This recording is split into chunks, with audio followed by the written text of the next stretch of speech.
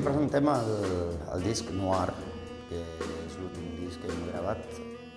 El noir és un estat mental i que a través de les novel·les i d'algunes pel·lícules es profunditza amb la psicologia dels personatges i també subratlla una mica tot el tema social del noir, que m'interessa. I tot això té una iconografia musical, com si diguéssim, i que és el que intentem evocar.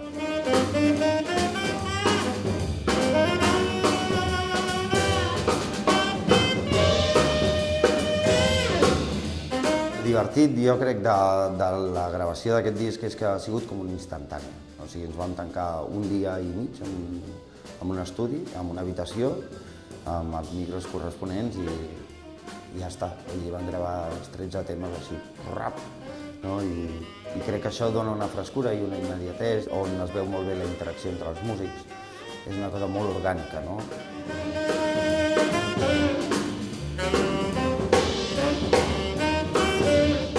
Tinc la sort de comptar amb un trio fantàstic, 3 jazzmans fantàstics, que és el Ramon Ángel Rey a la bateria, el Nono Fernández del contrabaix i el Francisco Suárez del piano.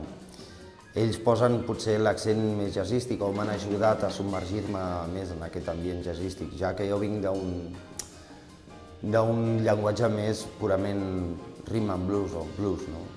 Amb el meu saxo. Pensa que jo vinc del rock and roll, jo m'he criat amb el rock and roll. Jo crec que rock and roll no és un estil, sinó que és una actitud, no, també. I jo crec que aquesta es porta o no es porta, no?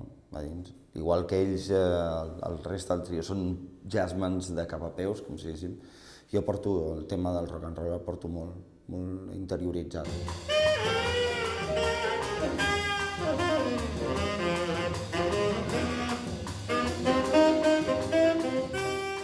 Els llibres, els discos, les pel·lícules, quan tu ets adolescent, quan tens 12, 13 anys, 12, 14 anys, t'influeixen moltíssim, et fan, jo et diria que doble efecte del que et fan quan ets adult, no? Que ja estàs més acostumat o llegeixes coses més variades, no? I jo, això, amb 11 o 12 anys em van començar a caure a les mans llibres de novel·la negra i em van obrir tot un món misteriós i molt atraient.